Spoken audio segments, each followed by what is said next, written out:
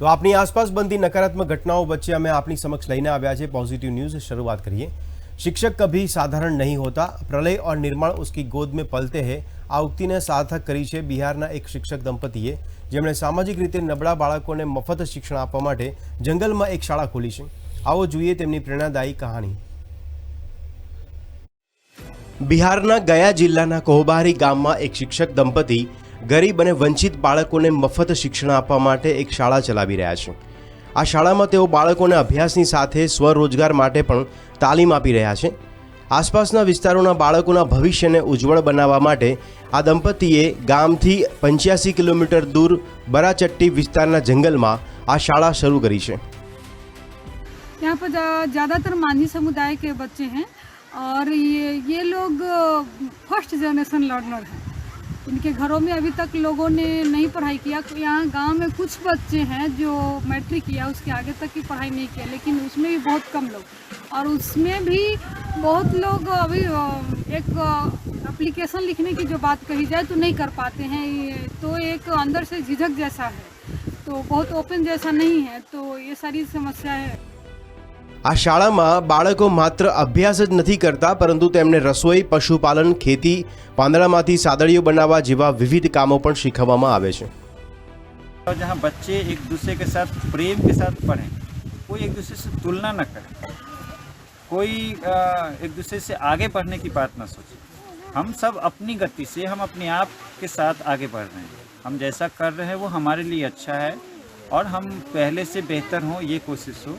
और हमें आसपास की चीज़ों को समझना है, प्रकृति को समझना है, पर्यावरण को समझना है अनुभव के द्वारा।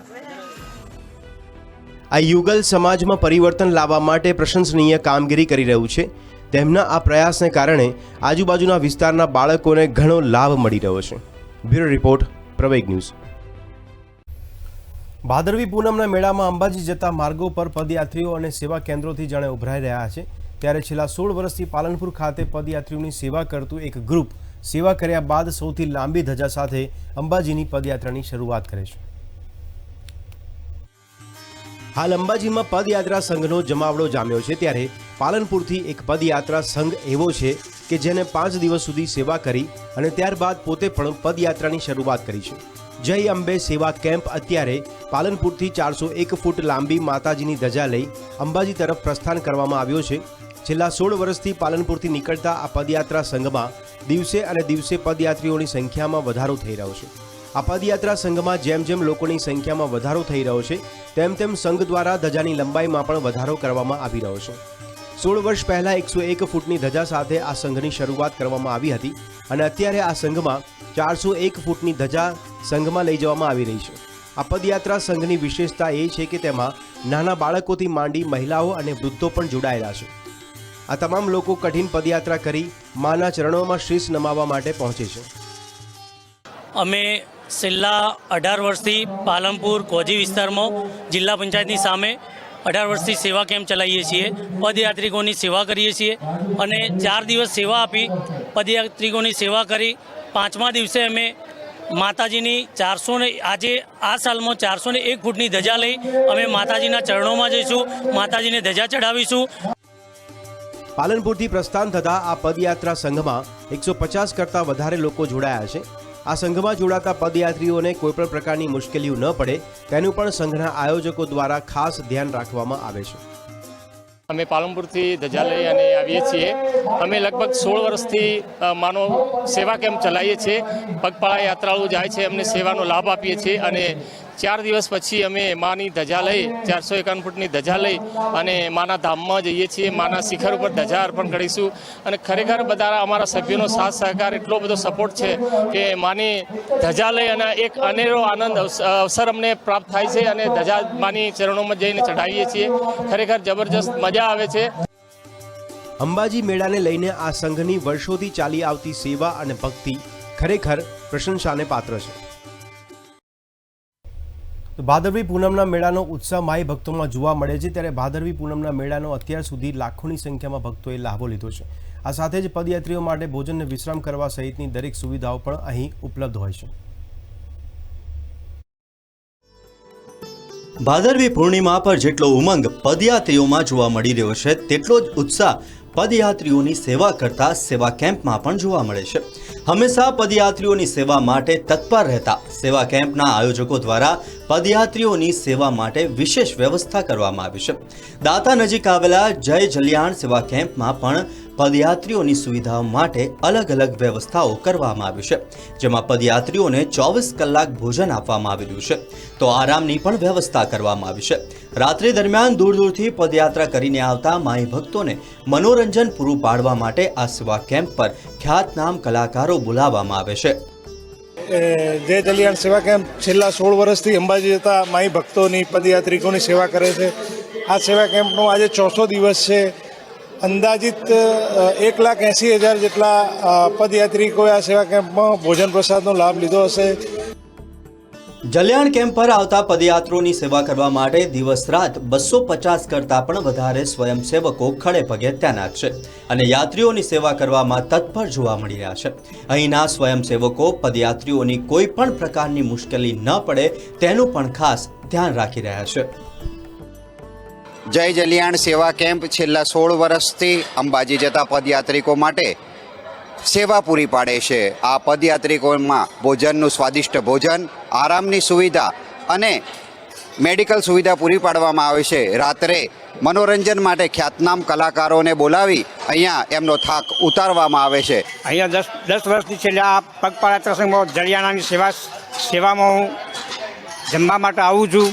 તો ભોજન પણ સારું છે, સારી વ્યવસ્થા છે, સારું ઊંઘવાનું, જમવાનું, નાવા ધોવાનું પણ સારી વ્યવસ્થા છે. પગપાળા યાત્રીઓને અહીંયા ઘણો સંતોષ થાય છે. દૂર દૂરથી પદયાત્રા કરીને અંબાજી પહોંચી રહેલા માઈ ભક્તોની સેવા કરીને સ્વયંસેવકો તો ધન્યતા અનુભવી રહ્યા છે, સાથે સાથે યાત્રીઓ પણ સંતોષ વ્યક્ત કરી રહ્યા છે. છેલ્લા 5 દિવસથી આ કેમ્પ ધમધમી રહ્યો છે અને આજે આ કેમ્પનો છેલ્લો દિવસ છે. એક અંદાજ મુજબ અંદાજે 10 લાખ લોકો જે યાત્રા અંબાજીની કરતા હોય છે તેઓ આ કેમ્પની સેવાનો લાભ લેશે. આ આંકડો ખૂબ જ મોટો આંકડો કહી શકાય. હરેશ ઠાકોર, પ્રવેગ ટીવી, બનાસકાંઠા. તો ગણેશ ઉત્સવની ઉજવણીમાં વિવિધ થીમ અને પંડાલ તો જોવા મળે છે, પણ આજે અમને જાણવા મળ્યું કે 500થી વધુ પ્રકારના વિવિધ સ્વરૂપના ગણેશજીના અદ્ભુત કલેક્શન એક ભક્ત દ્વારા કરવામાં આવ્યું છે. મહારાષ્ટ્રના નાંદેડ જિલ્લાના એડવોકેટ દિલીપ ઠાકુર છેલ્લા 34 વર્ષથી દેશ અને વિદેશમાંથી ગણેશજીની વિવિધ મૂર્તિઓ એકત્રિત કરી રહ્યા છે. ગણેશજીના આ અદ્વિતીય સંગ્રહની અદ્ભુત બાબત એ છે કે આ બધી જ મૂર્તિઓ અલગ અલગ સ્વરૂપની છે. ગજાનનની આ દરેક મૂર્તિનું સ્વરૂપ અલગ અને અનન્ય છે. 500 से ज़्यादा गणेश की मूर्तियां हैं. ये सब गणेश की मूर्तियां अलग अलग है. कोई क्रिकेट खेलने वाला गणपति है, कोई चेस खेलने वाला है, कोई मोबाइल पे बात करने वाला है, कोई रिक्शा में बैठे वाला गणपति है, कोई साइकिल पे बैठे वाला गणपति. ऐसे गणपति के अनेक रूप मेरे पास है. यह गणपति का हम हर दिन पूजा करते हैं और गणपति के दिनों में यह प्रदर्शन भी रखा जाता है. बहुत से लोग आते हैं. બાપ્પાની મૂર્તિઓ એકત્ર કરવાની શરૂઆત માત્ર 2 મૂર્તિથી થઈ હતી અને આજે દિલીપભાઈનું ઘર ગણેશ મૂર્તિઓના સંગ્રહાલય જેવું લાગે છે. મૂર્તિઓના સંગ્રહ પાછળનો વિચાર કઈ રીતે આવ્યો, આવો સાંભળીએ તેમની પાસેથી. पिताजी को लेकर हैदराबाद के अपोलो हॉस्पिटल में लेकर गया था. वहाँ एक टेस्ट करने के दरमियान उनके आँखों की रोशनी चली गई. तो उस समय गणपति का पीरियड था. वहाँ पर एक गणपति का मूर्ति थी. उसके सामने मैंने प्रार्थना की कि अगर माँ को दिखता है तो मैं अगले साल से एसटी कर्मचारी गणेश मंडल को मूर्ति दूंगा. और मैंने ऐसा कर वार्ड में गया तो देखा तो क्या माँ को फिर से दिखने लगा. तो मेरी गणपति पे श्रद्धा बढ़ गई और उस साल से हर साल मैं गणपति. દિલીપભાઈએ એવી ઈચ્છા વ્યક્ત કરી છે કે તેમના મૃત્યુ પછી પણ બાપ્પાના સંગ્રહની કાળજી લેવામાં આવે, જેથી ભાવિ પેઢીઓ તેને જોઈ શકે અને ગજાનનના આશીર્વાદ હંમેશા તેમના પર બન્યા રહે. બ્યુરો રિપોર્ટ, પ્રવેગ ન્યૂઝ. અમદાવાદમાં આંતરરાષ્ટ્રીય શેફ દિવસની ઉજવણીને પૂર્વ તૈયારીના ભાગરૂપે એક ખાસ કાર્યક્રમનું આયોજન કરવામાં આવ્યું હતું. આવો જોઈએ તેના વિશેનો અમારો ખાસ અહેવાલ. દર વર્ષે 20 ઓક્ટોબર ઇન્ટરનેશનલ શેફ ડે તરીકે વિશ્વભરમાં ઉજવાય છે, ત્યારે અમદાવાદનું ઇન્ડિયન શેફ્સ ગ્રુપ પણ આ દિવસની ઉજવણી કરવા માટે તૈયાર છે. આ ગ્રુપ દ્વારા અમદાવાદમાં વિશાળ કોમ્યુનિટી ઓરિએન્ટેડ ઇનિશિયેટિવ માટે શેફ રાઇડનું આયોજન કરવામાં આવ્યું હતું. એક્સ ઇવેન્ટ હોસ્પિટાલિટીના સ્થાપક શેફ એલેન ડેમેલો દ્વારા આ આયોજન કરવામાં આવ્યું હતું. યુનિટી અને કોમ્યુનિટીના મહત્વપૂર્ણ સંદેશાની સાથે જાગૃતિ ફેલાવવા માટે બાઇક રાઇડ યોજાઈ હતી. अहमदाबाद और गुजरात में आके इस साल का टारगेट है 1 लाख से ज़्यादा रेस्टोरेंट होटल शेफ्स ज़रूर मनाएंगे international chefs day. World wide है 110 कंट्री 110 कंट्रीज़ में है 2004 से, मतलब 19 साल है. इंडिया में अवेयरनेस बहुत कम है, इसलिए हम बाइक राइड ले रहे हैं यहाँ से त्रिवेंद्रम से अभी अहमदाबाद तक 2023 और 2024 पैन इंडिया 30 स्टेट्स और कैपिटल्स, और 2026 पे वो round the world wide Indian chefs जाएंगे मोटरसाइकिल. અમદાવાદ હોસ્પિટાલિટી ઇન્ડસ્ટ્રી તરફથી નોવોટેલ અમદાવાદ અને ઇનોવેટિવ ફૂડ એન્ટરપ્રિન્યોર્સ એસોસિએટ્સ દ્વારા આ કાર્યક્રમનું કો હોસ્ટિંગ કરવામાં આવ્યું છે. કોમ્યુનિટી સર્વિસ એ શેફ ડેનો મહત્વનો ભાગ છે તેમ આ કાર્યક્રમમાં જણાવવામાં આવ્યું હતું. And I think it's a matter of pride, and we have been in industry, but yes, never thought of this idea that we should need to celebrate this, though we are doing it, but maybe at a smaller scale within our kitchens. But as he mentioned, now is the time to break that Lakshman Rekha and to go out and let's give back something to our society. So we should celebrate International Chef Day. So we are on for it as a brand, as a global brand Accor. International chef day ઉજવણી માટે professional chefs અને તેમની સંસ્થાઓની તમામ ટીમો દ્વારા તૈયારીઓ પૂર્ણ કરી દેવામાં આવી છે. આગામી દિવસોમાં આ ઉજવણી આંતરરાષ્ટ્રીય સ્તર સુધી વિસ્તારવાનું લક્ષ્યાંક પણ આ ટીમ દ્વારા વ્યક્ત કરવામાં આવ્યો છે. કેમેરામેન શૈલેષ સાથે દીર્ઘાયુ વ્યાસ, પ્રવેગ ન્યૂઝ, અમદાવાદ. પ્રદૂષણ અને ઉત્સર્જન પર વિશ્વભરમાં સતત ચર્ચા થઈ રહી છે અને આ તમામ બાબતોને ધ્યાનમાં રાખીને ભારતમાં પ્રથમ made in India hydrogen fuel cell bus launch કરવામાં આવી. ગ્રીન હાઇડ્રોજન ફ્યુઅલ સેલ બસથી ભારતમાં તેલની માંગમાં ઘટાડો થવાની પણ ધારણા વ્યક્ત કરવામાં આવી છે. દેશની પ્રથમ હાઇડ્રોજન ફ્યુઅલ સેલ બસ દિલ્હીના રસ્તાઓ પર દોડવા લાગી છે. ઇન્ડિયન ઓઇલની આની પાછળની યોજના દિલ્હી, હરિયાણા અને ઉત્તર પ્રદેશમાં 15 ફ્યુઅલ સેલ બસોના સંચાલન પહેલા ચાલતી ટ્રાયલ હાથ ધરવાની છે.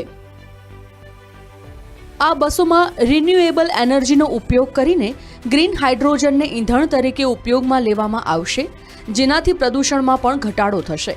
આ તમામ ગુણોને કારણે તેને ભવિષ્યના બળતણ તરીકે જોવામાં આવી રહ્યું છે. ફ્યુઅલ સેલ વાહનો હાઇડ્રોજન પર ચાલે છે, તેથી તેમાંથી નીકળતો ધુમાડો હાનિકારક નથી. આ માત્ર પાણીની વરાળ અને ગરમ હવાનું ઉત્સર્જન કરે છે, તેથી તેને પર્યાવરણને અનુકૂળ ગણવામાં આવે છે. ICE-based industry or the internal combustion engine-based industries, that whenever we are combusting fuel, it could be either diesel or petrol or compressed natural gas, it leads to a lot of emissions of oxides of nitrogen and oxides of carbon dioxide, which pollute the environment significantly. And that as a sub-component is not generated from hydrogen fuel cell. अब viability economic scale कब तक बनेगा, ना हमारे colleague, secretary और मैं कर सकते हैं, ना कंपनीज कर सकती है. पर एक चीज आप बिल्कुल कॉन्फिडेंस से हम कह सकते हैं, और आप you should believe that we are going in the direction of making this. Bharat વિશ્વમાં ક્રૂડ તેલના સૌથી મોટા આયાતકારોમાંનું એક છે, પરંતુ આ નવી ટેકનોલોજીથી ભારત તેલના માંગમાં સંપૂર્ણ ઘટાડો કરે તેવી અપેક્ષા છે. Just to make sure that we become more self-reliant in terms of energy security. In earlier days, we were dependent on Middle Eastern countries for getting fuel, petrol, diesel, and other forms of fuels from there. But as we are growing as a nation, we have to make sure that we become more energy self-reliant. So that's the reason the government is focusing more towards lithium-ion batteries and also towards hydrogen fuel cells, because a majority of their development or their manufacturing can be controlled internally. Bharat સરકાર 2070 સુધીમાં શૂન્ય ઉત્સર્જનના પર્યાવરણીય સંકલ્પને પૂર્ણ કરવા માટે hydrogen fuel cell અને lithium ion battery જેવી પર્યાવરણને અનુકૂળ તકનીકો પર વિશેષ ધ્યાન આપી રહી છે. બ્યુરો રિપોર્ટ, પ્રવેગ ન્યૂઝ. ભારતીય વાયુસેનાની 91મી વર્ષગાંઠની ઉજવણી કરવામાં આવી હતી, જેના ભાગરૂપે મધ્યપ્રદેશના ભોપાલમાં એર શોનું રિહર્સલ કરવામાં આવ્યું. એર શોના રિહર્સલ દરમિયાન આકાશમાં ફાઇટર પ્લેનની ગર્જનાથી લોકો રોમાંચિત થઈ ગયા હતા.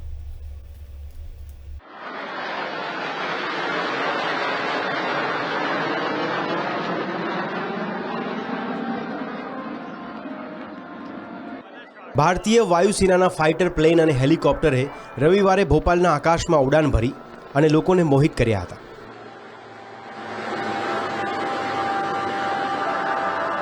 એરિયલ ડિસ્પ્લે એ ભારતીય વાયુસેનાની 91મી વર્ષગાંઠની ઉજવણી માટે 30 સપ્ટેમ્બરે યોજાનાર એર શોના રિહર્સલનો એક ભાગ હતો, જ્યારે આ એર શો 8 ઓક્ટોબરે યોજાવાનો છે.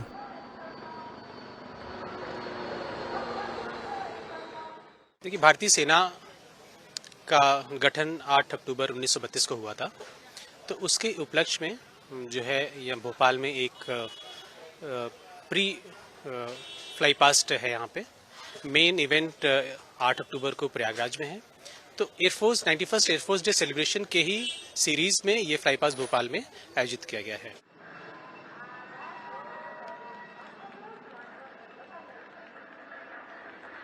ભોપાલના આકાશમાં ફાઇટર પ્લેન અને હેલિકોપ્ટરની ગર્જનાથી લોકો રોમાંચિત થઈ ગયા હતા. मेरा बहुत अच्छा एक्सपीरियंस है एंड ये मैं बचपन से देखती हुई आई हूँ, क्योंकि मेरे फादर जो हैं वो एयरफोर्स में ही थे. He is ex service man now and अभी आज मैं अपने अंकल के साथ आई हूँ जो कि इन सर्विस हैं, और मैं बचपन से देख रही हूँ. आज मैंने ये भोपाल में बहुत दिनों बाद एक्सपीरियंस किया है, तो मैं बहुत ज़्यादा खुश हूँ and I am very proud of my country.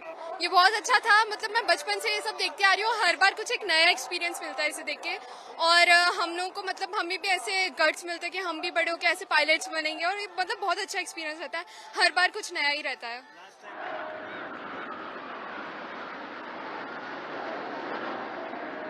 ભારતીય વાયુસેનાએ Sukhoi 30 MKI, Mirage 2000, Jaguar, Tejas સહિત ફાઇટર એરક્રાફ્ટની શક્તિશાળી શ્રેણીનું પ્રદર્શન કર્યું હતું, જેને જોઈને લોકો રોમાંચિત થયા હતા.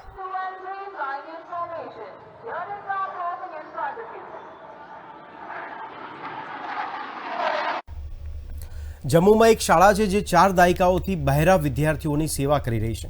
જમ્મુમાં સ્કૂલ ફોર હિયરિંગ હેન્ડકેપ 40 વર્ષથી બહેરા અને મૂંગા બાળકોને સક્ષમ બનાવે છે, જેના માટે તેઓ ટેકનોલોજી અને સાધનોનો પણ ઉપયોગ કરે છે.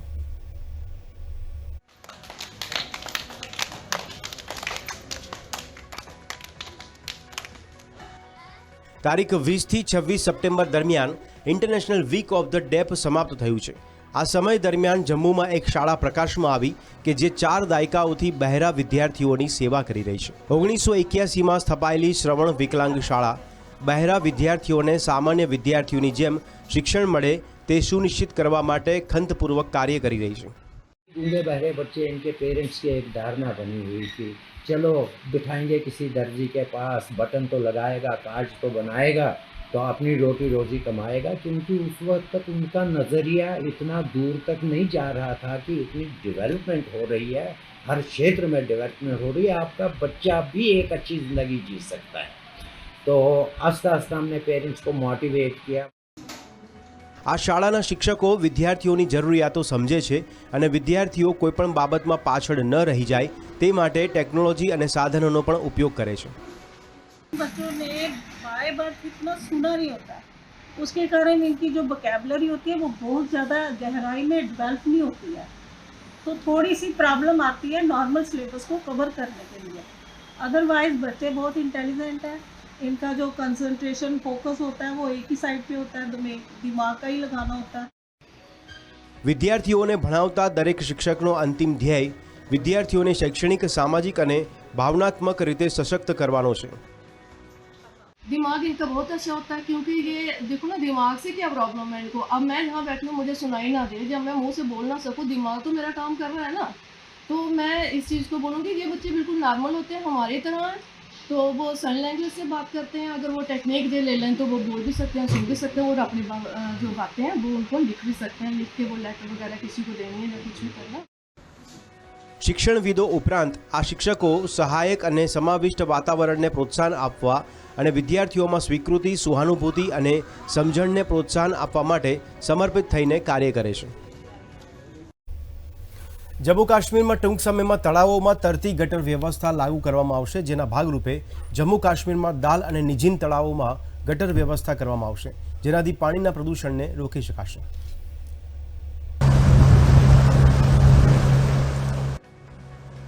શ્રીનગરના બે પ્રસિદ્ધ તળાવો દાલ અને નિજીનમાં ટૂંક સમયમાં પાણીના પ્રદૂષણને રોકવા માટે તરતી ગટર વ્યવસ્થા ઊભી કરવામાં આવશે.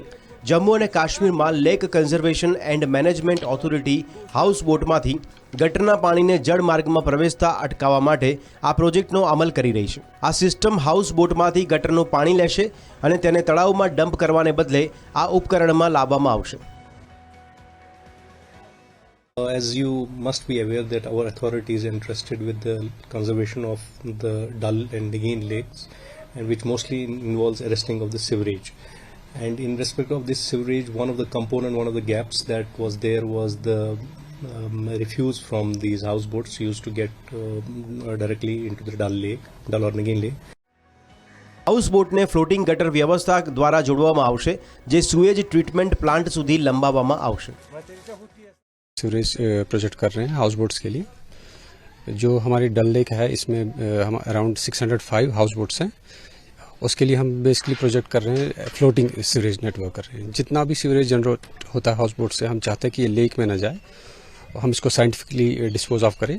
तो LCMA has come up with the project जो नेटवर्क डेवलप कर रहे हैं.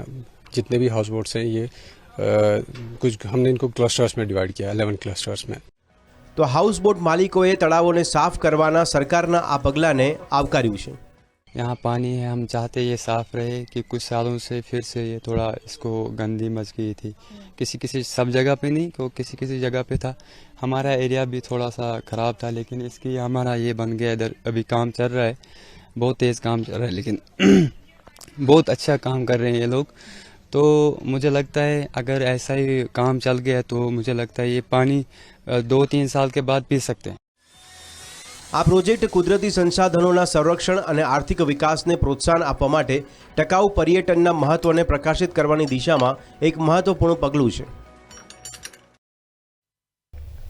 જમ્મુ કાશ્મીરમાં 3 દિવસીય હરમુખ ગંગબલ યાત્રા શરૂ કરવામાં આવી છે, જેના માટે કડક સુરક્ષા વ્યવસ્થા કરવામાં આવી. સેના, CRPF અને સ્થાનિક પોલીસ જવાનોને તૈનાત કરવામાં આવ્યા છે.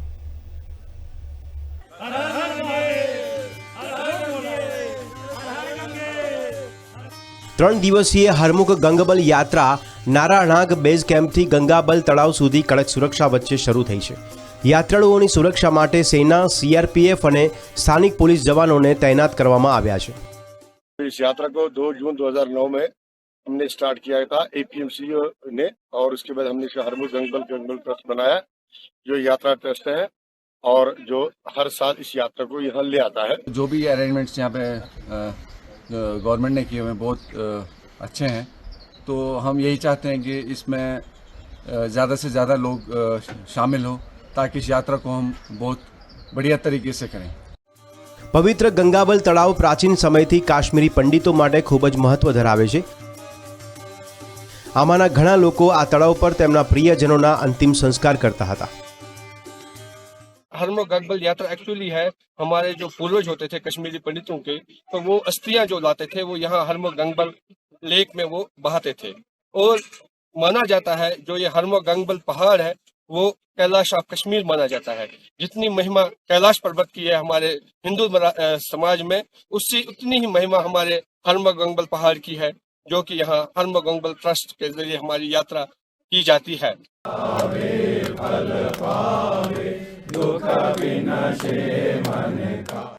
યાત્રા હાથ ધરનારા જૂથો મોટાભાગે કાશ્મીરી પંડિતો જ છે, જેઓ ભગવાન શિવના પ્રાચીન નારાયણાગ મંદિરમાં છડી પૂજા કર્યા પછી 22 કિલોમીટર લાંબી યાત્રા શરૂ કરે છે.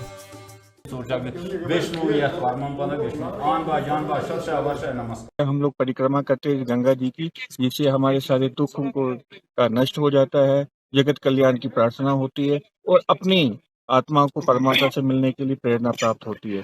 हम चाहते हैं कि इस यात्रा को और सरकार अपना संयोजन दे दे ताकि ये अमरनाथ जी की तरह ये यात्रा भी सफल हो। यहाँ पर हरमुख की जो पहाड़ियाँ हैं जिसके ऊपर फेमस गाने भी लिखे गए हैं, कई लैंग्वेज में गाने लिखे गए हैं हरमुख के, और दोनों ही धर्मों के लोग, सभी धर्मों के लोग उसको इक्वली रिवर्ट करते हैं।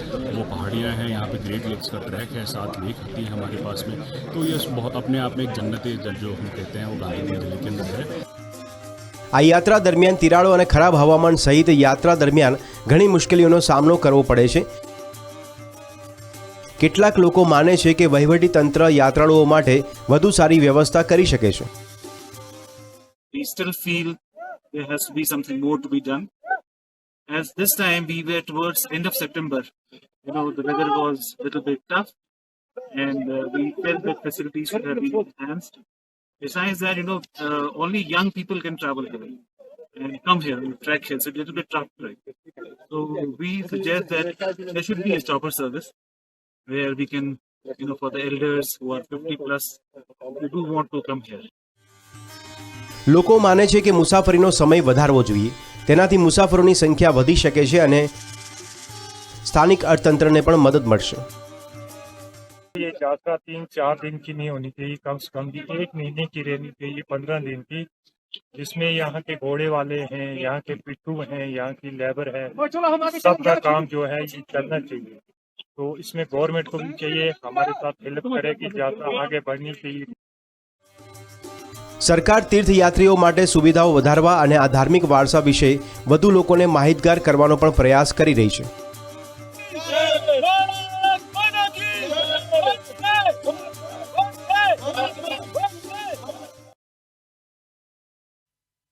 તો આ હતા આજના તમામ પોઝિટિવ ન્યૂઝ। વધુ સમાચાર સાથે ફરી આપણી સમક્ષ ઉપસ્થિત થઈશું, ત્યાં સુધી આપ જોતા રહો પ્રવેગ ટીવી। નમસ્કાર।